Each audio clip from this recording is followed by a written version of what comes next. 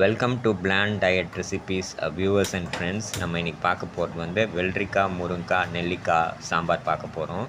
அதுக்கு வந்து ஒரு அரை ஸ்பூன் கடுகு, ஒரு ஸ்பூன் வந்து சீரகம், ஒரு ஸ்பூன் வந்து வெந்தயம், அப்புறமா ஒரு 3 ஸ்பூன் வந்து மணத்தக்காளி வத்தல் எடுத்திருக்கேன்.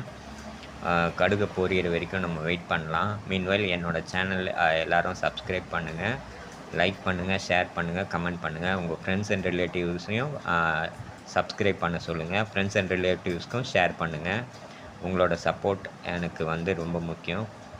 நீங்கள் கமெண்ட் பண்ணிங்கன்னா தான் நான் மறுபடியும் இதில் ஏதாவது இம்ப்ரூவ்மெண்ட் பண்ணணுமா, இல்லை வந்து இதுவும் எனக்கு ஒரு மோட்டிவேஷனாக இருக்கும் உங்களோட கமெண்ட்ஸ் தான். ஸோ இப்போ வந்து நம்ம மறுபடியும் சமையலுக்கு பார்ப்போம். இப்போ வந்து கடுகுல வந்து ஒரு ஸ்பூன் எண்ணெய் ஊற்றிருக்கோம். கடுகு பொரியிற வரைக்கும் வெயிட் பண்ணலாம். இதில் சப்போஸ் வந்து உங்களுக்கு வெங்காயம் ஒத்துக்கும்னா கடுகு பொரிஞ்சதுக்கப்புறமும் வெங்காயமும் ஒரு 10 ஈர வெங்காயம்னா சாம்பார் வெங்காயம் 10 சாம்பார் வெங்காயமும் 3 தக்காளியும் ஆட் பண்ணிவிட்டு அதை நல்லா வதக்கிக்கணும். எண்ணெய் ஊற்றி வதக்கிக்கணும். எனக்கு வந்து வெங்காயம் ஒத்துக்காது, அதனால் வெங்காயத்தை நான் ஆட் பண்ணல. உங்களுக்கு ஈர வெங்காயம் சாம்பார் வெங்காயம் ஒத்துக்குன்னா நீங்கள் சாம்பார் வெங்காயம் ஆட் பண்ணிக்கலாம். ஆட் பண்ணிவிட்டு தக்காளியோடு சேர்த்து வதக்கிக்கலாம். இப்போ வந்து கடுகு பொரிய ஸ்டார்ட் ஆக போகுது.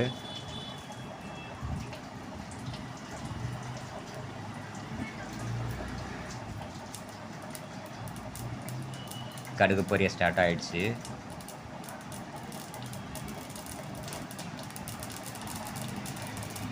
எல்லா கடுகும் பொரிஞ்சிடுச்சு. இப்போ நம்ம வந்து ஆஃப் பண்ணிக்கலாம். கேஸை ஆஃப் பண்ணிவிட்டு இப்போ வந்து 3 தக்காளி நான் போட்டுக்கிறேன்.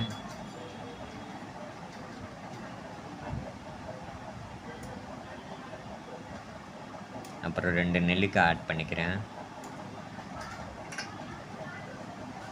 நெல்லிக்காய் வந்து லிவருக்கு ரொம்ப நல்லது.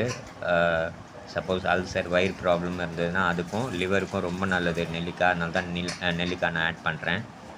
இப்போ வந்து நான் ஏற்கனவே துவரம்பருப்பு வந்து நல்லா கழுவி ஊற வச்சு வச்சுருக்கேன். ஸோ அதை ஆட் பண்ண போகிறேன் நான்.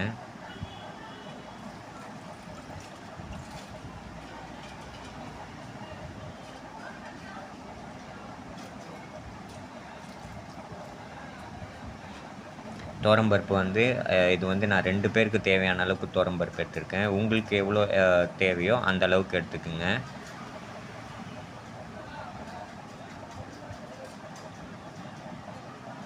நான் வந்து இது 2 பேருக்கு தேவையான அளவுக்கு துவரம்பருப்பு எடுத்திருக்கேன்.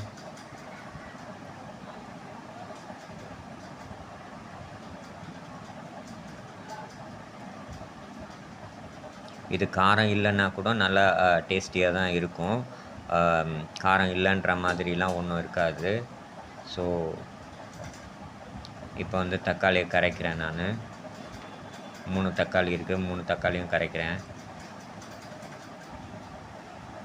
இப்போது நான் கொஞ்சம் கொஞ்சமாக அந்த தக்காளி எல்லாமே கரைக்க ஆரம்பிக்கிறேன். தக்காளி என்னால் வதக்க முடியாது, ஸோ அதனால் வந்து நான் கரைச்சிடுறேன். மீன்வைல் வந்து கொஞ்சம் கொஞ்சமாக நான் தக்காளி வதக்க ட்ரை பண்ணிகிட்ருக்கேன் இப்போ நான். மீன்வைல் அடுத்தடுத்து வர வீடியோவில் கண்டிப்பாக வதக்க ட்ரை பண்ணுறதுக்கு ட்ரை பண்ணுறேன்.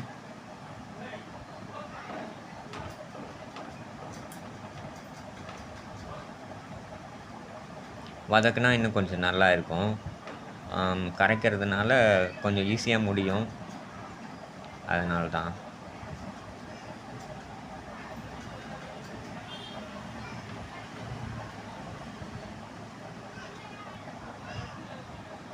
மீன்வைல் வந்து ஆல்ரெடி நான் ஒரு பக்கம் வந்து வெள்ளரிக்காய் வந்து மேலே இருக்க தோலெல்லாம் பீல் பண்ணிவிட்டு சின்ன சின்ன துண்டாக கட் பண்ணி ரெடி பண்ணி வச்சுருக்கேன்.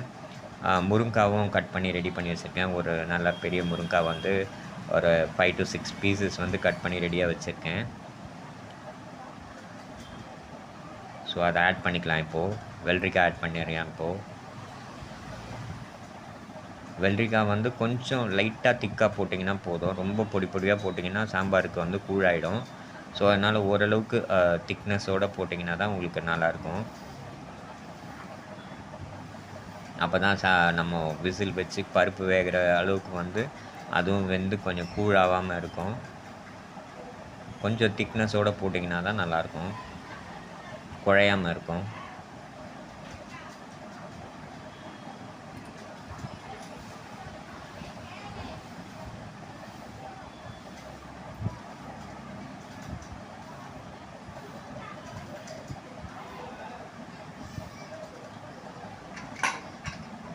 அவ்வளோதான், காய்கறிலாம் ஆட் பண்ணியாச்சு.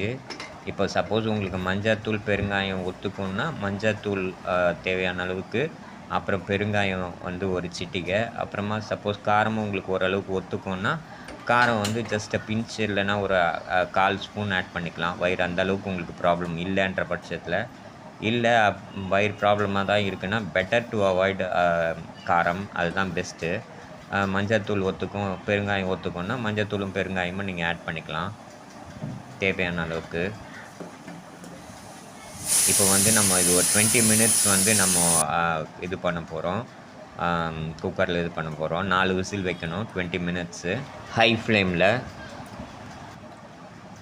இப்போ வந்து புளி 1.5 ஸ்பூன் உப்பு, 3 பட்டை புளி, 1 ஸ்பூன் உப்பு, அப்புறமா ஒரு 1.5 ஸ்பூன் அரோட்டி மாவு வந்து நான் போட்டு கரைச்சி ஆல்ரெடி ரெடியாக வச்சுருந்தேன்.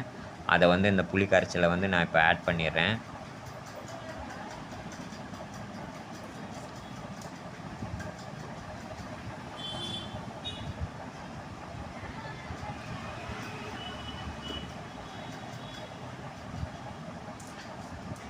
இப்போ வந்து நம்ம புளி கரைசல் ஆட் பண்ணியாச்சு.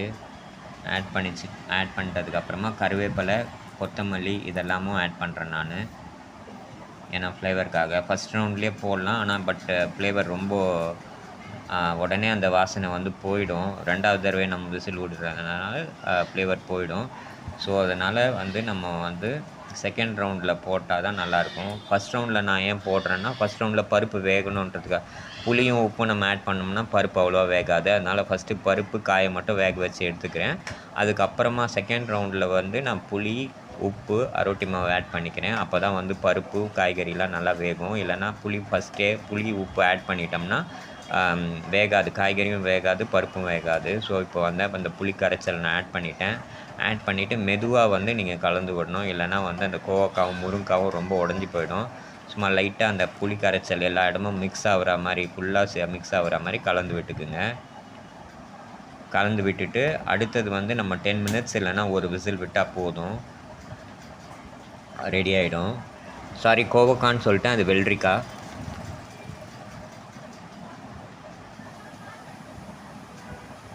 எக்ஸாக்டாக 7 to 10 மினிட்ஸ் போதும், இல்லைனா ஒரு விசில் வர்ற வரைக்கும் வச்சுருங்க.